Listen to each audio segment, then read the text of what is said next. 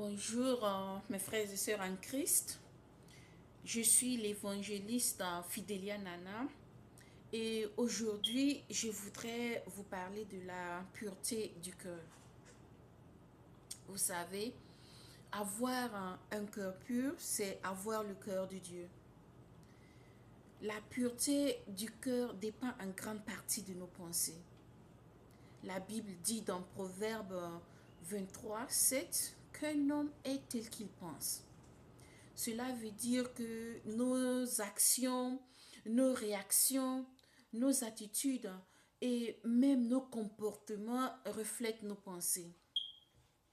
Alors, nous devrons faire attention à la manière dont nous pensons. Si nous considérons bien, ce n'est pas ce que nous voyons ou ce que nous entendons qui constitue le vrai problème. C'est plutôt la manière dont nous processons cela dans nos pensées. Par exemple, vois-tu le verre à moitié vide ou à moitié rempli? Vous savez que dans cette génération perverse, nous pouvons même déshabiller une personne bien habillée par nos pensées. En d'autres termes, c'est à nous de choisir d'être positif ou négatif. Les pensées, elles nourrissent le cœur. Et si tes pensées sont pures, ton cœur sera pur. Les pensées produisent nos sentiments, nos émotions et cela nous conduit à des actions.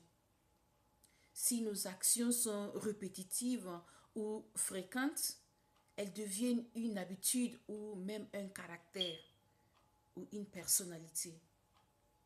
Alors, comment garder son cœur pur? Prenons un exemple concret. Si j'appelle une personne à plusieurs reprises et au bout de 24 à 48 heures, la personne ne retourne pas mon appel, je peux écouter la voix de la chair et m'imaginer tout un tas de trucs négatifs. Je peux penser que la personne a bien vu mon appel et n'a pas voulu répondre.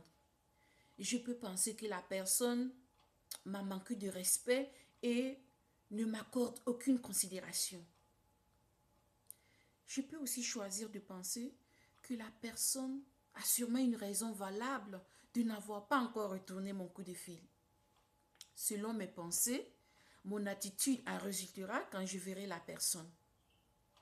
Si j'ai pensé que la personne m'a manqué de respect et ne me donne aucune considération, je vais développer un sentiment de mécontentement, de mépris, de colère ou même de haine, selon la gravité de l'offense dans mon imagination. Et lorsque je verrai la personne, j'aurai tendance à agir sur mes sentiments, soit en exprimant mon mécontentement par une attitude désagréable ou même par une confrontation, ce qui sera désagréable aux yeux de Dieu. Cependant, si j'avais choisi de penser que la personne a sûrement une raison valable de n'avoir pas encore retourné mon coup de fil, je serais restée paisible, même si cela n'était pas le cas. Je serais restée paisible et joyeuse. Je pourrais, quand je verrai la personne, communiquer la paix et la joie en Christ et ne pas lui être désagréable. Je pourrais même développer un sentiment de compassion et prier pour cette personne. Vous savez, cette attitude de garder son cœur pur, c'est une arme efficace et puissante contre l'adversaire qui est l'ennemi de notre âme. Lisons en 2 Corinthiens chapitre 10, commençons à partir du verset 3. Je lis. Si nous marchons dans la chair, nous ne combattons pas selon la chair. Car les armes avec lesquelles nous combattons ne sont pas charnelles, mais elles sont puissantes par la vertu de Dieu pour renverser des forteresses. Nous renversons les raisonnements et toute hauteur qui s'élève contre la connaissance de Dieu et nous amenons toute pensée captive à l'obéissance de Christ. Vous voyez ici que les forteresses ne sont rien d'autre que les raisonnements et hauteurs qui s'élèvent contre la connaissance de Dieu. Combattre ces forteresses serait donc de choisir de garder son cœur pur en faisant attention à la manière nous processons les informations dans nos cœurs. C'est être conscient de qui nous sommes en Christ, dans la manière nous pensons, et ne pas permettre que la manière nous raisonnons s'élève contre la connaissance de Dieu ou tout simplement n'honore pas Dieu. Vous savez, le terrain de combat, c'est la tête, plus précisément les pensées.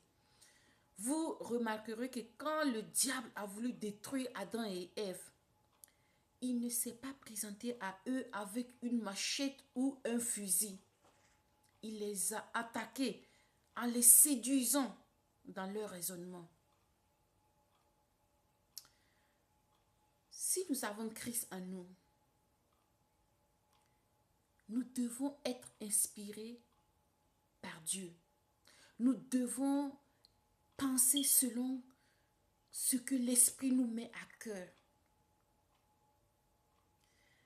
Savoir garder son cœur pur, c'est un niveau supérieur de maturité spirituelle où l'individu se laisse guider par l'Esprit de Dieu.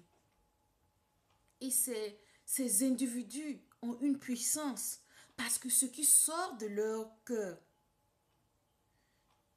et ce qui sort de leur bouche, ce qui vient de leur cœur plutôt et sort de leur bouche, vient de Dieu. De tels individus ont une arme efficace et ont une puissance contre l'adversaire.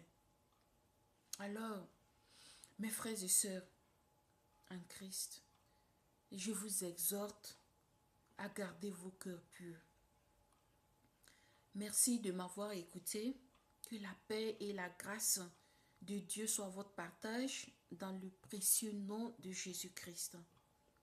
Merci.